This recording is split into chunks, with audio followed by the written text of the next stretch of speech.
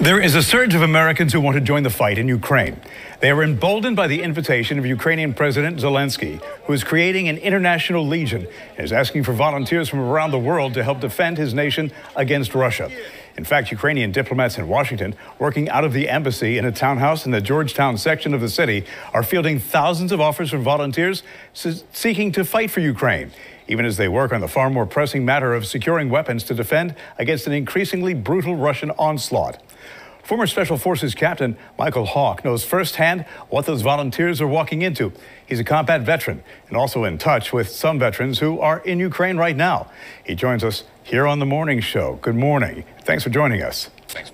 Good morning, sir. Thanks for having me. The U.S. government understands the passion to want to help Ukraine, but it is discouraging Americans from joining the fight because there are legal and national security issues. Your thoughts?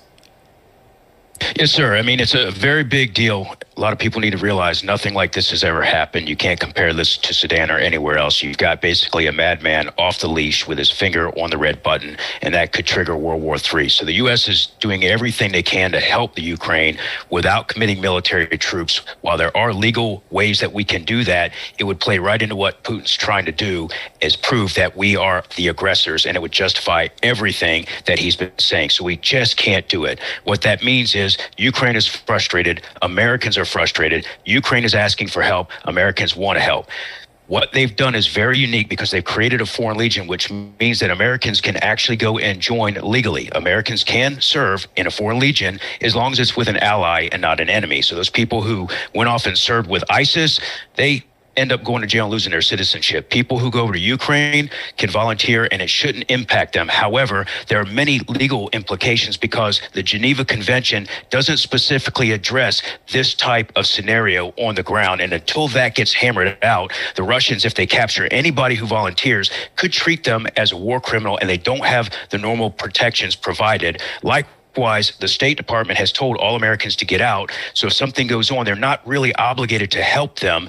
And it does create extra problems for them because of security clearances, where they might be, what forces we might support, where they might attack. And it creates a whole slew of additional problems. And so they're asking people to be very mindful about this. However, if people do want to go and volunteer, they have to realize that there's a real risk that Putin could burn the place to the ground, that he could press the red button, that they could die. Do they have their insurance? Do they have their affairs in order? Are they ready to really go and do this? So there are people on the ground who are willing to forsake all of these risks to help because they do believe, but it is a very dangerous situation on the ground. And that's why the U.S. is generally saying caution to its citizens who want to volunteer. So I did some checking. I found out that so far 100 U.S. citizens have made the cut to join Ukraine in the fight. They include veterans of the wars in Iraq and Afghanistan. They do have military experience. They have to make their own way to Poland, where they are to cross at a specified point with their own protective gear, but without a weapon, which they get when they arrive. They'll be required to sign a contract to serve without pay, but they do have to understand that under some circumstances, they could face criminal penalties by taking part in an overseas conflict.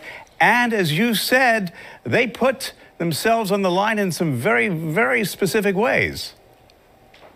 Yes, these are all true statements. I think it's important to kind of differentiate between the types of people going over. So I see a lot of doctors, nurses, paramedics, physician assistants, special ops medics who are volunteering to go over and work in a humanitarian capacity.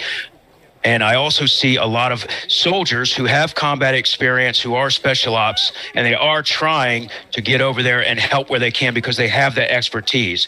So what I advise all my friends who come to me and ask for help and how to get in is, hey, if you're a civilian without combat experience, I don't recommend it. And even if you're a veteran without combat experience, I don't recommend that you try to get involved in this kind of complex conflict as your first combat experience. So across the battlefield, there's a lot of risk for everyone. But I think it's important to differentiate between those people who are going in a humanitarian, voluntary capacity versus those who are going in a military capacity to try to help them survive this Russian onslaught. Right. Instead of going in a Rambo-like faction, you talked about other ways you could work in a humanitarian way. I heard the story of one man who actually helped some twins who'd just been born and needed medical help get to safe haven across the Polish border. You can, do things by helping civilians escape to safety, by cooking to help people who are trying to, escape to safety. There are a lot of things that you can do to help.